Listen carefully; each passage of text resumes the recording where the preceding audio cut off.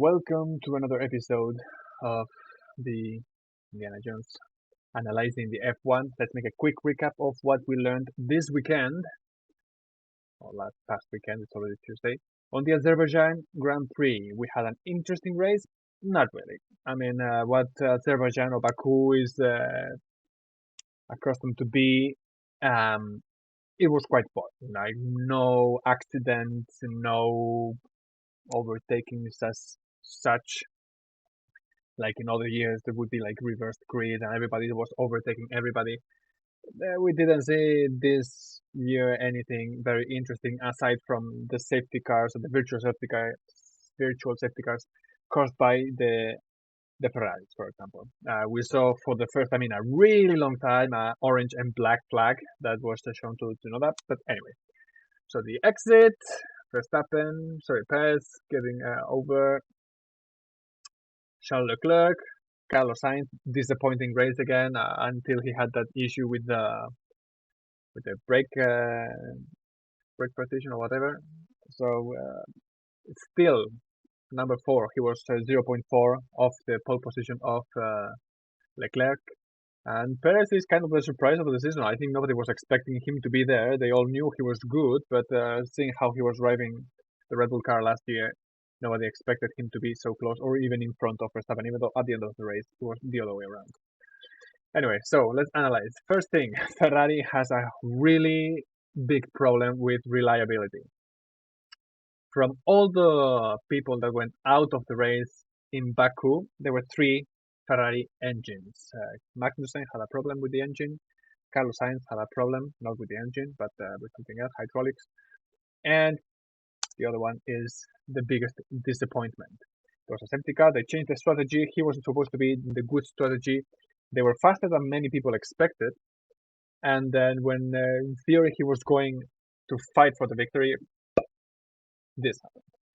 So what's going to happen with Ferrari from now until the end of the season? Binotto is saying that they are not here to challenge the championship this year. They are here to make a competitive car, blah, blah, blah. Of course they're fighting for the championship. He's just trying to make things less noisy. So again, 2 DNFs for Leclerc, as Verstappen had 2 DNFs, and now Verstappen is in front in the championship with a huge advantage, more or less the same that Leclerc had at the beginning of the season. We also saw that Sebastian Vettel, for example, had a very quick comeback to the track. He almost hit Ocon, went a little bit by with the brakes, turned around really quickly, 180, was careful with Tsunoda, and got back in. It was one of the fastest comeback ins I have seen in my life in F1, probably. Now that there is kind of thing, and this is one of the things that it's most surprising. You see the rear wing broken.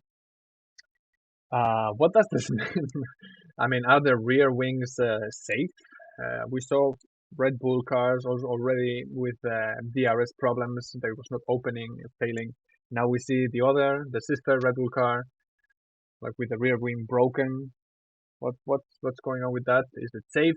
How did it break? And the most interesting part also is how they were fixing it with tape. Tape, of course, they told him not to open the DRS. The forces of the wind and everything would have torn them apart. But fixing something as expensive as the F1, fixing stuff with tape. And victory for the Red Bull. You can see, this is something that I really don't understand. People are saying that 2022 is much more interesting than 2021. Do you see the differences? Verstappen, Perez is 21 seconds off, Russell is 24 seconds off Perez, and Hamilton is 25 seconds off Russell. He made an extra stop. But anyway, and then you have Gasly, the other ones, Ocon 15 seconds off, and then you have Mick Schumacher, which had a horrible race, has had kind of a bad weekend. And then you have Latifi, which is 54 seconds off Mick Schumacher. What is the difference between this and 2021? You had 2 cars that were Mercedes and Red Bull fighting for the championship. You had Hamilton, Bottas sometimes, and Verstappen challenging for victories. Now you have Leclerc Perez and Verstappen, because Sainz honestly doesn't look like he's going to be there. Maybe he will win 1 or 2 races like Perez did last year. That doesn't look like. And then you have like a wannabe, which is the Mercedes right now, which they are not quite there, but they are also in front of everybody else. And then you have the rest of the grid. This is what we saw last year. The only thing is that Mercedes and Ferrari reversed the role. How is this better? I really don't understand. For me, it's exactly the same thing. They're just selling you this propaganda, media, whatever, so that you get hooked into watching F1, which is good, by the way, for the business. But anyway, the other thing is we didn't see so many overtakings. You see cars one behind the other one, even though you have the DRS, but you have such a long straight that cars, like in Monza, it's really hard to overtake with even with the DRS. What should you do to these cars? Should you bring back the curves, for example, which allowed drivers to push? Uh, Maybe you should do something like the IndyCar, like have some like 15 seconds per race as a push to pass, so you manage it for the whole race. It's not like every lap you pass, you get the energy back. Like for the whole race, you have like 15 seconds of pushing and having extra power in the UK power unit, and you use it. Or should you bring back refueling? Refueling, I really don't understand why they did it. I understand there was some economical problems when the huge economical crisis hit the F1. They removed refueling because it was quite costly. But now that the F1 looks like it's winning money, teams are not in debt. Uh, why don't you bring back refueling? Refueling, even though you don't see overtaking on the track, you can see many different strategies. You can maybe perhaps play if Leclerc cannot overtake Verstappen on track. Maybe you can play with the strategy, change, like Schumacher did in 2004 in Magny-Cours to overtake Alonso. It was not possible to overtake on track. They changed the strategy and he overtook him. Why don't you do that? I mean, it was much more interesting to see that rather than seeing cars in a single line without being able to overtake. For me, refueling would be one of the solutions for the current F1 to make it even more interesting. Of course, people want to see battles on track and contact and accidents and overtakings like Ricciardo in Baku, overtaking 2 or 3 cars at once.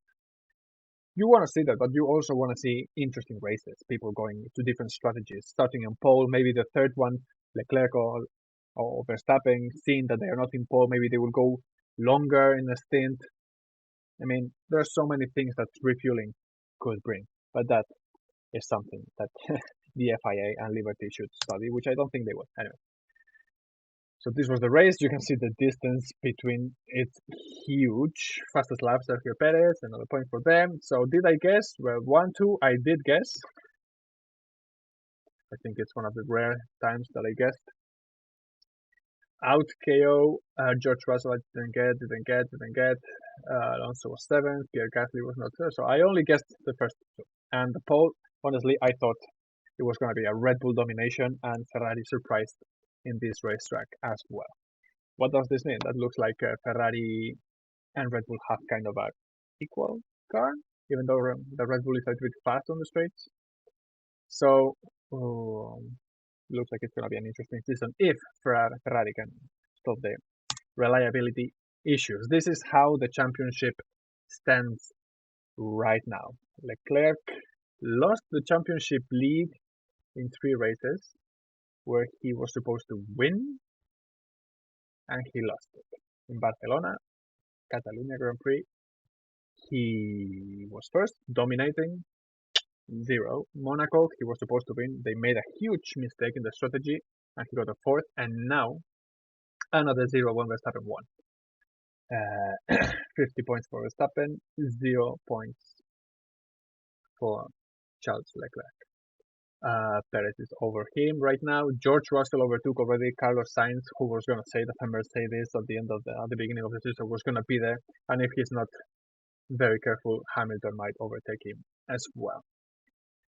And surprising not to see Alonso here, to be honest. You have Ocon with 31 points, and Alonso does not even appear in the top 10, but he will if he keeps being in the top 10 regularly. And now the answer to the quiz. Who was the first winner of the Baku Grand Prix?